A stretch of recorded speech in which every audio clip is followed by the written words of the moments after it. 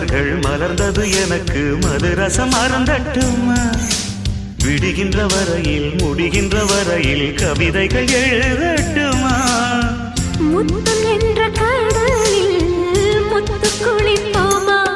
அழகு அழகு ஓ நீ நடந்தால் நடையழகு அழகு நெருங்கி வரும் இடையழகு அழகு வேலெறியும் விழியழகு